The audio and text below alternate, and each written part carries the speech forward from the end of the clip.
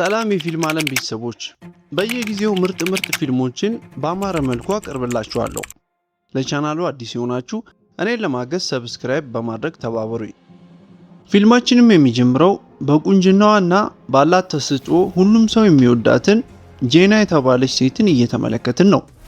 ሁሌም በመልካም ስነ ምግባሯና ጉልበተኛ ተማሪዎች ደግሞ ሌሎችን ሲያሰቃዩም እየተከላከለች በመልካም ስነ ምግባሯ ትታወቃለች። ሌላ ሰን የተባለ ልጅ ደግሞ እንመለከታለን። ጄናን ከረጅም ጊዜ በፊት ጀምሮ ይከታተላታል፣ ስለሚያደንቃትና ስለሚወዳት ማለት ነው። ጓደኛው በድንገት መጣና ያቺን ሴት አሁንም ቁጭ ብለ እየተከታተልክ ነው ብሎ አሾፈበት። በዛ ላይ ፍቅረኛ አላት ብሎ ተስፋ አስቆረጠው። እሷ እኮ ቆንጆና በሁሉም ተወዳጅ ናት፣ አንተ ደግሞ በድህነት ዋንጫ የተሸለምክ መናጤ ደሃ ነህ ብሎ ቀለደበት። የጄና ፍቅረኛ ታዲያ ከጓደኞቿ ነጥሎ ብቻሽን ላወራሽ ፈልጋለሁ ብሎ ይዟት ሲሄድ ከሰን ጋር መንገድ ላይ ይገጣጠማሉ። ጓደኛው የነገረው ነገር ትዝ አለው እና በሷ ላይ ያለውን ተስፋ ተሟጠጠ። አሁን የጄና ፍቅረኛ የሆነው ጃክ የልደትሽ ፓርቲ ላይ ስላልመጣሁ በጣም ይቅርታ እያላት እንመለከታለን። እሷም ከዚህ በኋላ ካንተ ጋር ያለኝ ነገር ይበቃኛል እንለያይ አለችው። እሱ ግን ያለ ምክንያት መለያየት እንደማይፈልግ ቢነግራትም እሷ ግን ብዙ የምንለያይባቸው ምክንያቶች አሉኝ፣ አሁንስ ካንተ ጋር በቃኝ አለችው። ለአንተ ከዚህ በኋላ ምንም አይነት ስሜት የለኝም እና አሁን ከሌላ ሰው ጋር አዲስ የፍቅር ህይወት ጀምሬያለሁ ብላ ነገረችው። ከዛ ጃክ ለመሆኑ ማነው አዲሱ ፍቅረኛሽ ባክሽ ብሎ አፋጠጣት። እሷም ግራ ተጋብታ ተደናበረችና ዞር ስትል ግድግዳው ላይ ካሉ ተማሪዎች ፎቶ አንዱን ጠቆመችው። ይሄ ነው አዲሱ ፍቅረኛ ያለችው ወደ ፎቶ እየጠቆመችው ውሸቷን ማለት ነው። ጃክ ፎቶውን ሲመለከተው እሷ በዘፈቀደ የጠቆመችው ፎቶ የሰን ፎቶ ነበር። ሳቀባትና እሺ አዲሱ ፍቅረኛሽን ታስተዋውቂኛለሽ አላት። ያኔ አምንሻለሁ መለያየትሽንም እቀበላለሁ አላት። እሷም ነገ አስተዋውቃለሁ ችግር የለውም አለችው። አሁን ችግር ውስጥ ገባች በራሷ እጅ። ጓደኞቿን ጠራቻቸውና በምስሉ ላይ ያለውን ልጅ ፈልገን ማግኘት አለብን አለቻቸው። ፎቶውን ይዘው ሰንን መፈለግ ጀመሩ።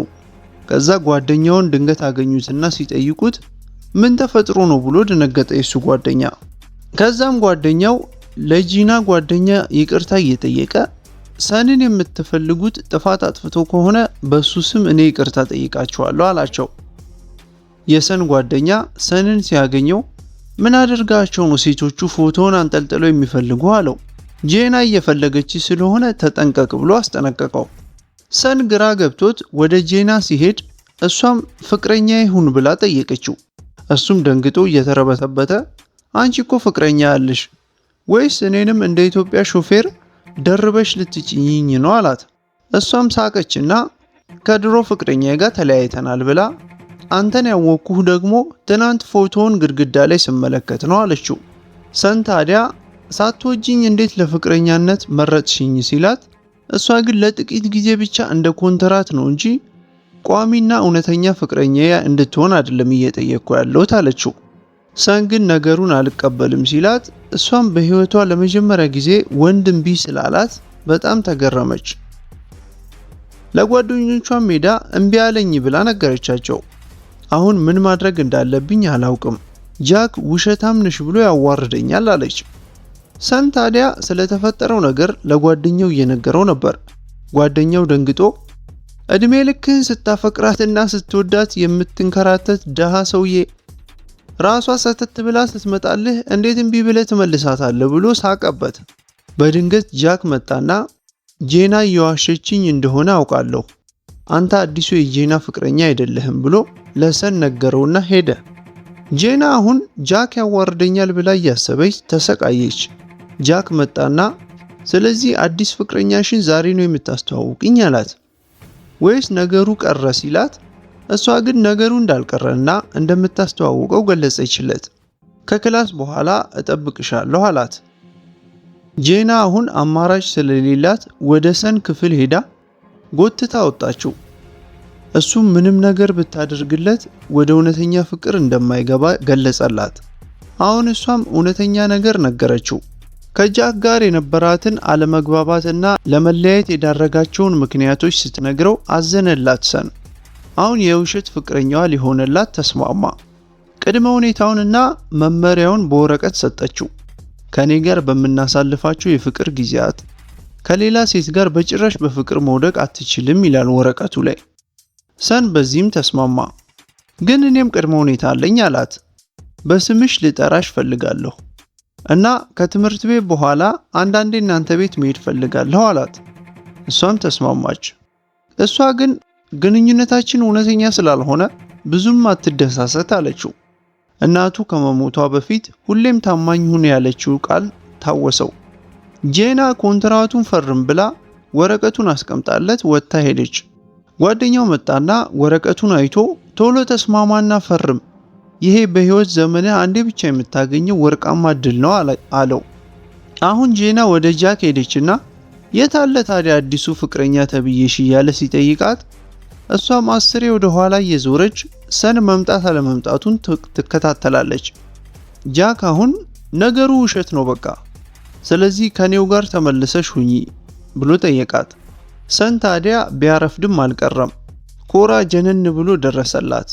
ኮንትራቱን ፈርሞ መጣና የጄና አዲሱ ፍቅረኛ እኔ ነኝ ብሎ ጃክን ተዋውቆ እሷን ይዟት ሄደ።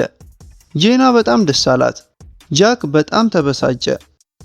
ሰን አሁን ወደ ቤቱ ሄዶ በፍቅር ውስጥ እንደገባ ተረዳና አባቱን አንዳንድ ልምድ መጠየቅ ጀመረ። ካንተ ጋር በፍቅር እንዲወድቁ ምን ነበር የምታደርገው ሴቶች ጋር ስትሆን ብሎ አባቱን ጠየቀው። አባቱን ገርሞት ምን ተገኝቶ ነው ባክህ በድንገት ይሄን የጠየከኝ አለው። ሰን ቀጠለና ወደ ፍቅር መግባት አስቤ ነው ሲለው አባቱም እንደዛ ከሆነ በደንብ አዳምጠኝ፣ ምስጢሩን ልንገርህ አለው። የሴት ልጅ ልቧን ማግኘት ከፈለክ ሆዷን ተንከባከብላት፣ ሬስቶራንት ውሰዳትና የምትወደውን ምግብ ጥግብ እስክትል ድረስ ጋብዛትና አብላት አለው። ሰን ታዲያ ከጄና ጋር ሲገናኝ የአባቱን ምክር ተከትሎ የምትወደውን ምግብ ጋበዛት። ፈገግ ስትል እሱም ተደሰተ። ከትምህርት ቤት በኋላም ሊጠብቃት ወሰነ። ስትመጣ ወደ ቤት አብረን እንሂድ ሲላት ኧረ እኔ ካንተ ጋር አልሄድም አለችው። አሁን አባቱ ከሴት ልጅ ጋር የሙጥኝ አትበል፣ ብዙ አትለመናት፣ አትለማመጣት፣ ስትተዋት ራሷ ትመጣለች ያለው ሌላኛው ምክር ትዝ አለውና ችላ ብሎ ተዋት። እሷም ሳታፍር ሰተት ብላ ብቻዋን ስትሄድ ከጃክ ጋር በድንገት ተገጣጠመችና ሮጣ ወደ ሰን ደግሞ ተመለሰች። ሰን ወደ ቤት ሸኘኝ በቃ አለችው። አባቱ የመከረው ምክርም እውነተኛ እንደሆነ ተረዳ። አሁን ሰን ወደ ሬስቶራንት ወሰዳትና ራሱን በደንብ ሊያስተዋውቃት ፈለገ። ደስ የሚል ጣፋጭ ጊዜን ካሳለፉ በኋላ አምሽተው ሲሸኛት ስልክ ቁጥሩን ተቀበለችው። ቻው ብሏት ሲለያዩ የሆነ ሰው በድብቅ እየተከታተላቸው ነበር። በነጋታው ከጓደኞቿ ጋር እየተዝናናች ደወለችለት። አንተ አቅራቢያ ነው ያለነው፣ ብትመጣ ደስ ይለኛል አለችው። እሱም ከብርሃን ፍጥነት ሮጦ መጣ። ጓደኛውንም ይዞ ጎትቶት መጣ።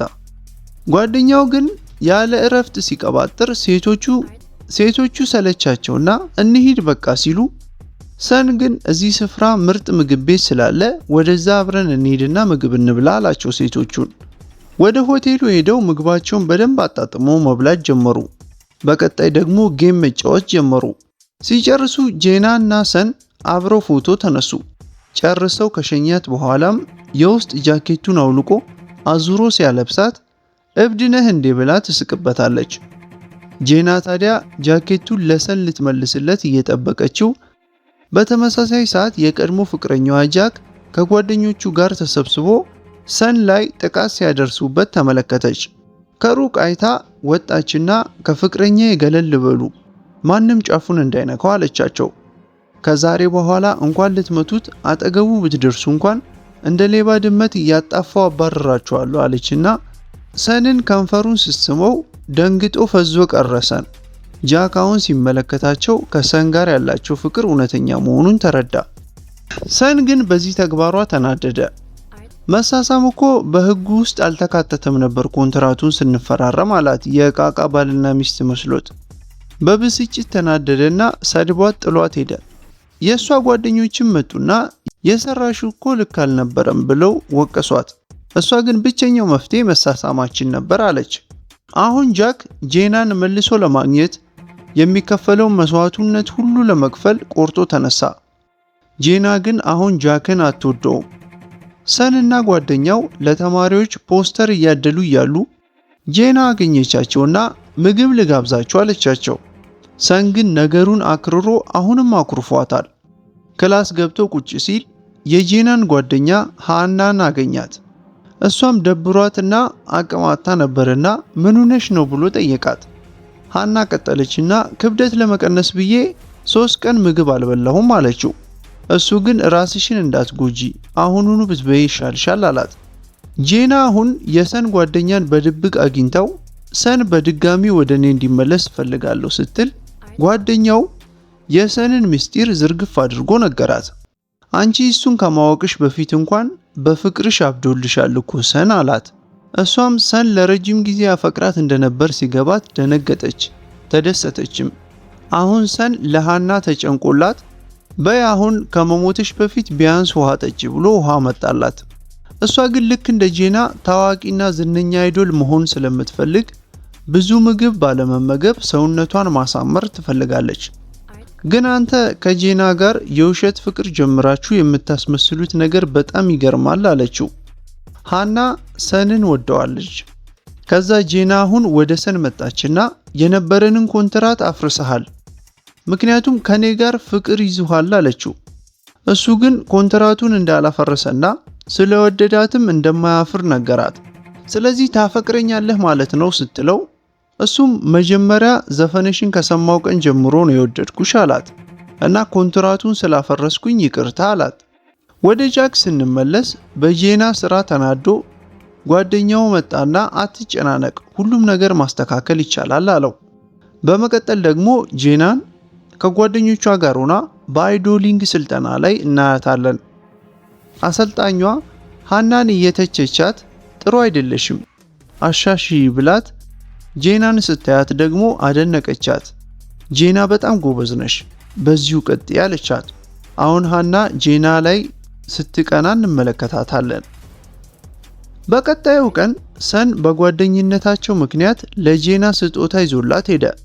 ጄና ውስጧ ፍልቅልቅ እስኪል ድረስ በጣም ተደሰተች። ለጓደኞቿ ሄዳ ስጦታውን ስታሳያቸው ጃክ ከሩቅ ተመልክቶ በቅናት እርር አለ። ጃክ በሐሳብ ወደ ኋላ ተመልሶ እስከ ዛሬ እሷ ብቻ ስጦታ እንደሰጠችው እየተመለከተ እሱ ግን ምንም ግድ አልሰጠውም ነበር። ያ ትዝ አለው። አሁንም ይወዳታል፣ ግን ስላልተንከባከባት በራሱ ተጸጸተ።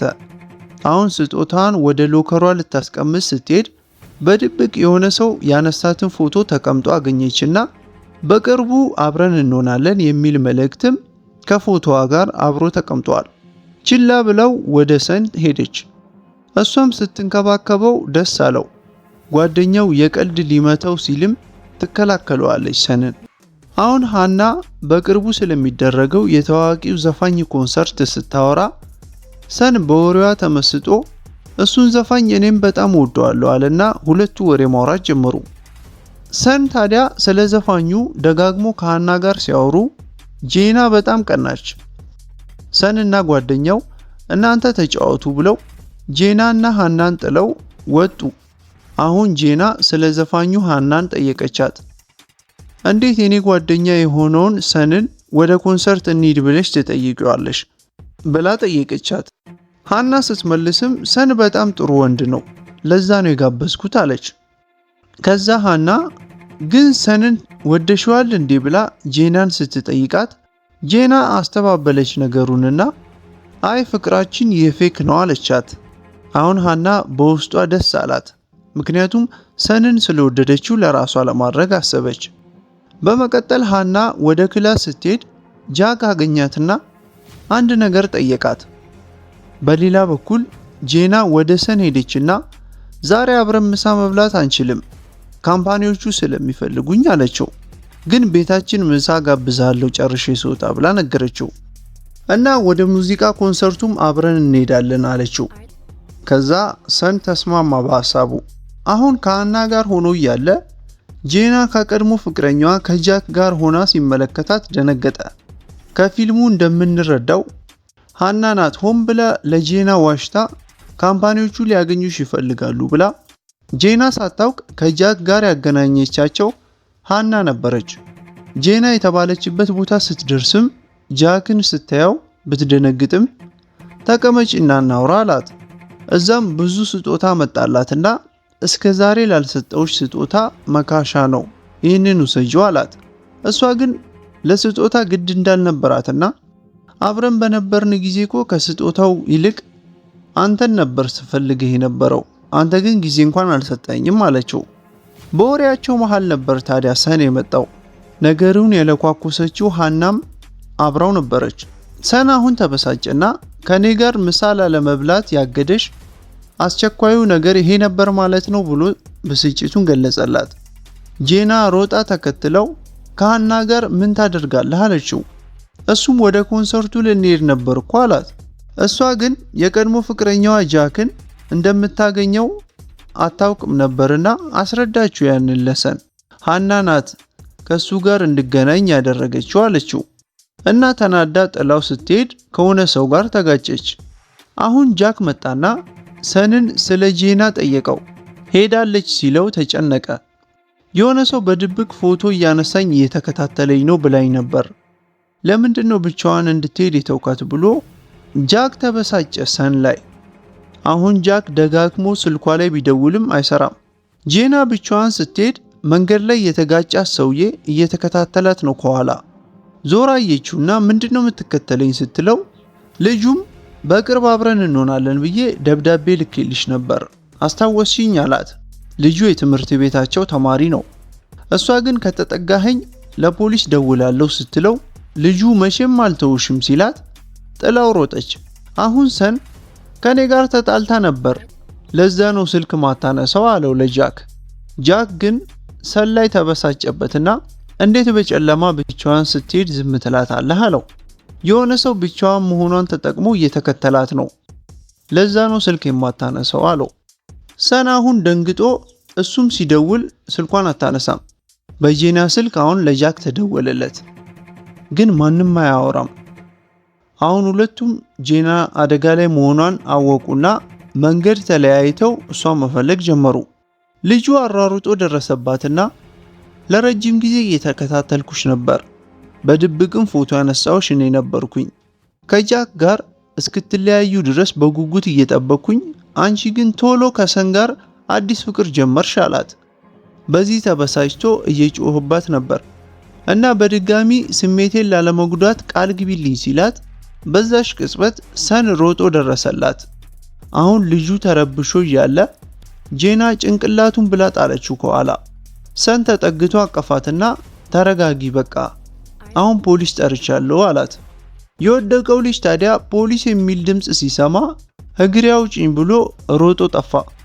ሲሮጥ ግን ከጃክ ጋር ተጋጩና ወደቀ። ከዛም ጄና ይሄ ልጅ ጄናን እያሯሯጣት እንደነበር አላወቀምና ጄናን መንገድ ላይ አይታታል እንዴ ብሎ ጠየቀው። በድንገት ግን ጃክ ልጁ ሲወድቅ ከቦርሳው ውስጥ የጄና ፎቶዎች ተበትነው አየ። እዛው ያዘውና ለፖሊስ አስረከቡት። ሰን አሁን ጄናን ስላተረፋት ጃክ አመሰግናለሁ አለው። አሁን ጄና ሰን እንደተበሳጨባት ገባት እና በአደጋ ጊዜ ደርሰልኝ ስላዳንከኝ ደስ ብሎኛል፣ አንተም መደሰት አለብህ እኮ አለችው። ከዚህ በኋላ በቃ ሁሌ ወደ ቤትሽ እኔ ነኝ የምሸኝሽ አላት። እየሸኛት እያለም ወላጆቿ ወደ ሌላ ሀገር ለጉብኝት እንደሄዱ ስትነግረው እና ብቻሽን መሆን አይደብርሽም እነሱ እስኪመለሱ አላት። አይ አንተ ብትመጣ ደስ ይለኛል፣ ብቻዬን ፈራለሁ ስትለው ሳያመነታ ተከትሏት ሰተት ብሎ ገባ ቤቷ። ውስጥ ገብቶ ሲርበተበት አረ ተረጋጋ እንደ ቤትህ ይኸው እና አራት እንብላ አለችው። ከሃና ጋር የተነሳችውን ፎቶ አይቶ ሲጠይቃት ሃና ለ4 ዓመታት ጓደኛ የሆነች ምርጥ ሴት ናት አለችው። ከዛም ወሬ እያወሩ በመሃል እንቅልፍ ወስዶት ላይዋ ላይ ተኛ።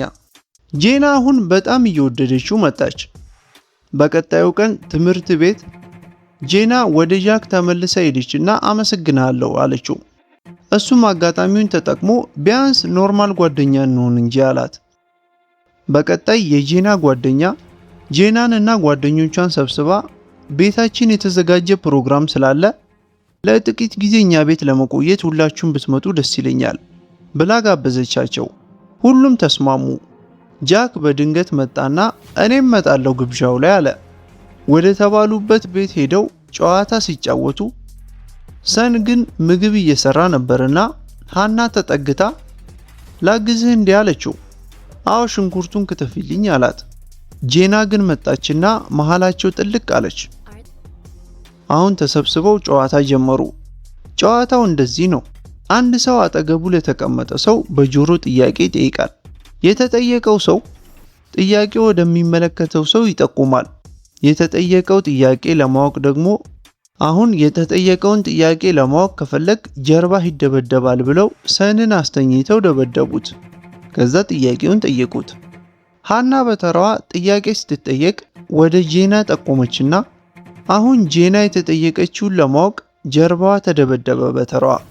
በመቀጠል ሰን ወደ ጄና ሄዶ ወጣ ብለን እናውራ እንጂ ትንሽ ንፋስ ወስደን እንመለስ ሲላት፣ በተመሳሳይ ሰዓት ሃና ሆዴን አሞኛል ወደ ፋርማሲ ሄደን መድኃኒት እንግዛ ብላ ለሰን ቴክስት ሜሴጅ ላከችለት። ሰን ግን ስልኩ ቻርጅ ስለዘጋ የሃናን ሜሴጅ አልተመለከተውም። ከዛም ከጄና ጋር ተያይዞ ወጡና ደስ የሚል ምሽትን ውጪ ላይ አሳለፉ። በዛ ሰዓት ሃና አየቻቸውና ተበሳጨች በድጋሚ እና በንዴት ስትመለስ ጃክ ያዛትና ምን ሆነሽ ነው እንደዚህ የምትሆኚው ሲላት፣ ጄና እና ሰን የፌክ የፍቅር ኮንትራት ተፈራርመው ነበር፣ ነገር ግን አሁን ወደ እውነተኛ ፍቅር እየተለወጠ ነው ያ ነገር አለችው። በቀጣዩ ቀን ቁርስ ሊበሉ ሲሉ ጄና የቀልዷን ሁሉንም ምግብ እኔ ወስደዋለሁ ስትል ሃና በጣም ተናደደች። ሁሉንም ነገር ለራስሽ ብቻ መውሰድ አይደብርሽም አለቻት። ጄና ገረማትና ምን አድርጌ ነው ግን እንዲህ የምትናገርኝ አለቻት። ሃና ተናደደችና ሻንጣዋን ጠቅልላ ጥላቸው ወጣች። ጃክ ሮጦ ተከተላትና ሰንን ስለወደድሽው ነው እንዲህ የምትሆኚው አላት። ሃናም መለሰችለትና አዎ ሰንን በጣም አፈቅረዋለሁ ብላ እውነቱን ነገረችው። ጃክ ግን በዚህ መልኩ መናደዷን እንድታቆምና መልካሙን አጋጣሚ በቅርቡ እንድትጠብቅ ነገራት። ምክንያቱም በቅርቡ ጄናን መልሼ እጄ ስለማስገባት የዛኔ አንቺ ከሰን ጋር መሆን ትጀምሪያለሽ አላት። ሃናና ጄና በስልጠና ቦታቸው ተገናኙና ጄና ይቅርታ እየጠየቀቻት እያለ አሰልጣኛቸው መጣች።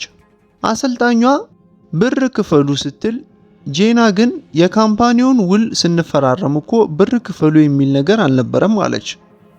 አሰልጣኟም አዲስ የወጣ ሕግ ነው፣ በደንብ መሻሻል የማያሳዩ ተማሪዎች ገንዘብ ይቀጣሉ። ያም ማለት ሃና ገንዘብ ትከፍላለች አለች። ጄና ግን ተቃወመችና ለሃና አገዘችና ገንዘብ መውሰድ ካለባችሁ ከሁሉም ሰው ነው መውሰድ ያለባችሁ እንጂ ከአንድ ሰው ብቻ መውሰድ አይቻልም አለች። አሰልጣኟ ግን ስራዬን ጠንቅቄ ያውቃለሁ፣ ለዛም ምክንያት አለኝ አለች። ጄና ግን ክርክሩን አላቆመችም። አሰልጣኟ በቃ ተናግሬያለሁ ክፈይ ብላ ሃናን አዘዘቻትና ጥላቸው ሄደች። ሃና ግን እኔ ብሩን ከፍላለሁ ብላ ተስማማች። ጄና ደግሞ እኔ ላንቺ እየተከራከርኩልሽ ለምን ከኔ ተቃራኒ ትሆኛለሽ ብላ ተናዳ ወጣች። አሁን ጄና ከሃና ጋር ጓደኝነቷ እንዳበቃላት ተሰማት። ጄና በመቀጠልም ወደ ሰን ሮጣ ሄደችና ስልጠና አቋርጠሽ ለምን መጣሽ ሲላት ስለ ሃና ነገረችው። ስለተፈጠረው ነገር በሙሉ ነገረችው። እሱም ሃና እኮ አልተሳሳተችም አላትና እሷ ደግና ሌሎችን መጉዳት የማትፈልግ ሴት ናት አላት። ቀርቤ ባየኋት ጊዜ ጥሩ ሰው ነበረች አለ። አሁን አንቺ ካምፓኒውን ለቀሽ ወጣሽ፣ በቀጣይ ምን ልትሰሪ ነው? ምክንያቱም ህልምሽ እኮ ዝነኛና በጣም ታዋቂ አይዶል ለመሆን ነው አላት። እስከ ዛሬ የቀረጸችውን ቪዲዮ እያሳያት ወይ ደግሞ ይህን ቪዲዮ ዩቲዩብ ላይ መጫን አለብሽ እና ችሎታሽን ሲመለከቱ ብዙ ፕሮዲውሰሮች ተጠግተው ቀርቦሽ አብሮሽ ለመስራት ይጠይቁሻል አላት። በሐሳቡ በጣም ተደስታ ተቀበለችው። አሁን አሰልጣኟ ወደ ሃና ቀረበችና የካምፓኒው ማናጀር ጄና ከሌለሽ መቀጠል አንችልም ስላለ ሂጂና አምጫት ጄናን አለቻት። ሃና ግን አይ እኔ ከጄና ጋር በዚህ ጉዳይ ስለተጣላን ስልኳንም ዲሌት አድርጌያለሁ አለቻት። አሁን ጄና ወደ ሰን ተጠጋችና ዩቲዩብ ላይ ፖስት ያደረኩት ቪዲዮ በጣም ቫይራል ሆኖ ብዙ ሰዎች እያዩት ነው ብላ ስትነግረው ሰን አሁን ጄና ህልሟን እያሳካች ሲመለከታት በጣም ተደሰተ። በመቀጠል ጃክ አንድ ኢንተርቪው እያደረገ ያለ የሆነች ልጅን እንደሚወዳት እሷ ግን እየራቀችው እንደሆነ ይናገራል። ሰን ያንን ኢንተርቪው ሲመለከት ጃክ ስለ ጄና እያወራ እንደሆነ ገብቶት ደነገጠ። ሰን አሁን ወደ ጃክ ሮጦ ሄድና ተለያይታችሁ አይደል እንዴ? ለምንድነው አሁን ስለሷ የምታወራው አለው። ጃክ ግን አሁንም ፍቅሩ አልወጣልኝም፣ በቅርቡ ወደ ራሴ መልሳታለሁ አለ። ስለዚህ አንተ ሌላ ሰው ፈልጋለሁ ለሰን። በዛ አጋጣሚ የሰን ጓደኛ ከጄና ጋር የተፈራረመችበትን ኮንትራት አገኘ። ሃና አሁን እዛው ሆና አንድ ሐሳብ እያሰበች ከአሰልጣኟ መልእክት ደረሳት። ጄና ዩቲዩብ ላይ የለቀቀችውን ዘፈን አሰልጣኟ ለሃና ላከችላት እና ማናጀሩም እንደተናደደ ለሃና ነገረቻት አሰልጣኟ። ምክንያቱም ጄና ከካምፓኒው የለቀቀችው ባንቺ ምክንያት ነው አለቻት።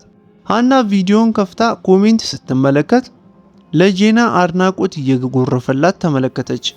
በዚህም ቁጭትና ቅናት አሳበዳት።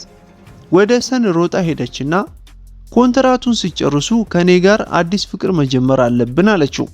እሱ ግን ቀልዱን አቁሚ፣ ጓደኛ ሆነን ብንቀጥል ይሻለናል እኔና አንቺ አላት። እሷ ግን ቀልዴን አይደለም ካንተ ፍቅር ከያዘኝ ቆይቷል እና እየጠበቅኩህ ነው አለችው። ማትወደኝ ከሆነ እንኳን ከጄና ጋር እንደተፈራረምኩ አይነት የውሸት የፌክ ኮንትራት እንፈራረም አለችው እና በፍቅር እንከባከባለሁ አለችው። እሱ ግን ጄናን እንደሚወዳትና ኮንትራቱ ካለቀ በኋላ ከጄና ጋር እውነተኛ ፍቅር እንደሚቀጥሉ ነገራት። በዚህ ጊዜ ጄና ድንገት መጣችና ምንድነው የምታወሩት ብላ ሰንን ይዛው ልትሄድ አለችና ወደ ሃና ዞራ ሰን የኔ ፍቅረኛ ነው፣ ከዚህ በኋላ እሱን አትጠጊው አለቻት። በቀጣዩ ቀን ለሁሉም ተማሪዎች በስልካቸው አንድ አስደንጋጭ መልእክት ደረሳቸውና ሁሉም ሰንና ጄን ላይ ማፍጠጥ ጀመሩ። ሁለቱ የተፈራረሙት የውሸት ኮንትራት ተጋልጦ ሁሉም በስልካቸው ደረሳቸው። ሃና ግን ለተማሪዎቹ ጄናና ሰን በወረቀት የተፈራረሙት የውሸት ኮንትራት ፍቅራቸውም እውነተኛ አይደለም ብላ ምስጢራቸውን አወጣችባቸው። አሁን ሁሉም ተማሪዎች ጄናን ሰደቧት። በሰን ስሜት ላይ ለምን ትቀልጂበታለሽ እያሉ ሁሉም ሰደቧት። ሰን ጉዳዩን ሰምቶ ሮጦ ወደ ጄና ሲሄድ ጓደኛው ተከተለውና ለዚህ ሁሉ ጉድ የዳረኩህ እኔ ነኝ፣ ይቅርታ አድርግልኝ አለው። ሰን ግን አንተ አትጨነቅ፣ እኔ ጄናን አውራታለሁ አለ። ጄና ከጓደኛዋ ጋር ሆና ስለተፈጠረው ጉዳይ ምንም አልጨነቅም፣ አሁን ማስበው ስለ ሰን ብቻ ነው አለች። ሰን እስከወደደኝ ድረስ ተማሪዎቹ የሚሉት ነገር ምንም አያስጨንቀኝም ብላ ለጓደኛዋ ነገረቻት። ሰን አሁን እየተሯሯጠ ጄናን ሲፈልጋት ሃና አገኘችውና ጄና በጣም ተበሳጭታባሃለች፣ ልታወራህም አትፈልግም አለችው። እሱም ሃናን ወዲያው አመናትና ወደ ጄና መሄዱን ተወው። ሰን አሁን ክላስ ውስጥ ተማሪዎቹ ስለ ጄና መጥፎ ነገር ሲያወሩ ተመለከታቸው።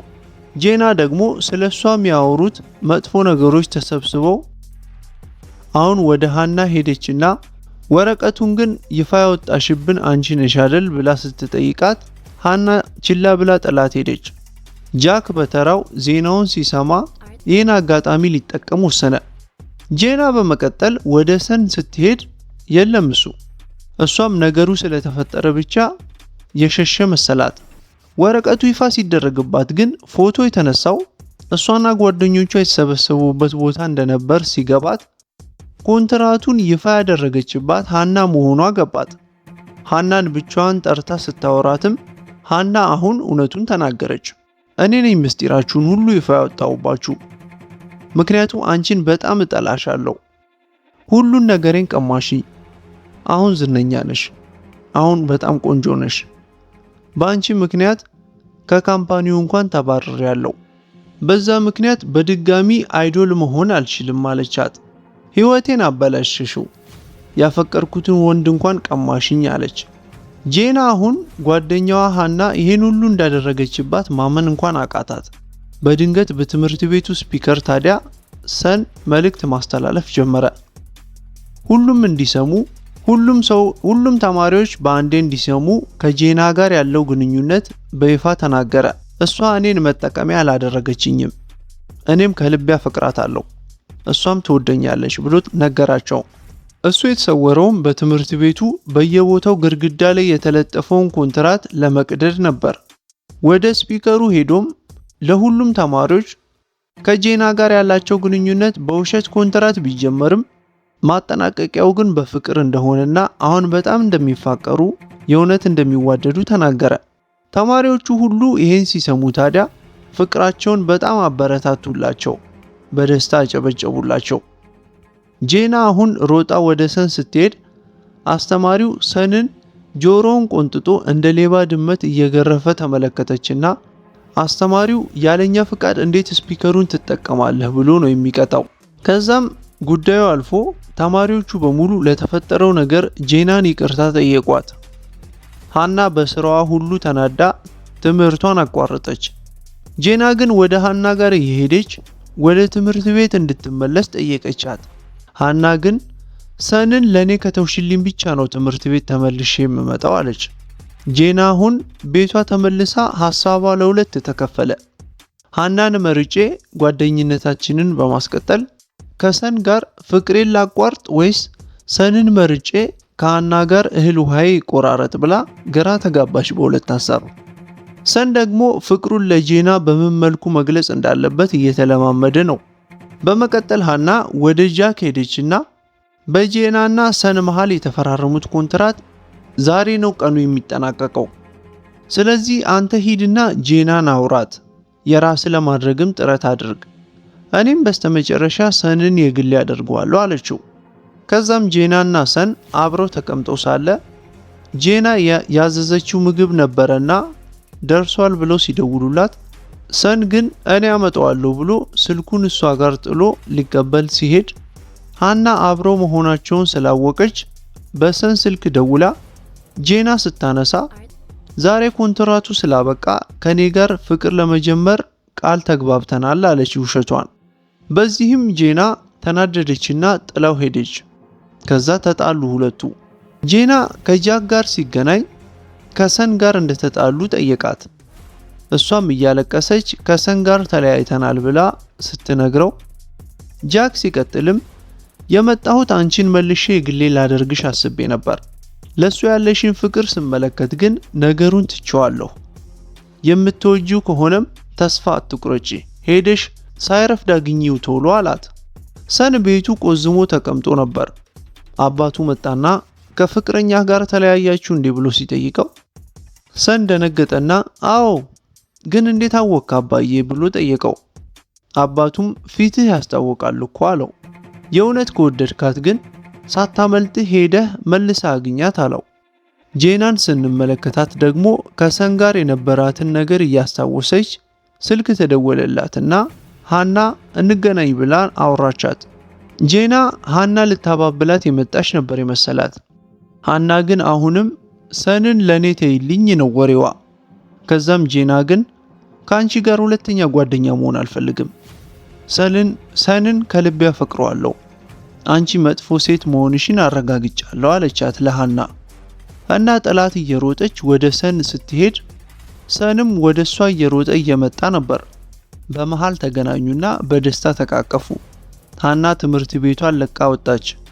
ሁለቱ ፍቅረኛሞች የውሸት ኮንትራት ወረቀቱን ቀደው አዲስ እውነተኛ ትክክለኛ ፍቅርን ጀምረው ያንንም እያጣጣሙ እየተመለከትናቸው ምርጡ ፊልማችንም በዚሁ ይጠናቀቃል። እስከ መጨረሻው ስለተከታተላችሁኝ በጣም አመሰግናለሁ። እንደዚህ አይነትና ሌላ ምርጥ ስራ ደግሞ ከኔ ለማግኘት ቤቱን ሰብስክራይብ በማድረግ ቤተሰባችን ሁኑ። ሰላም ቆዩልኝ።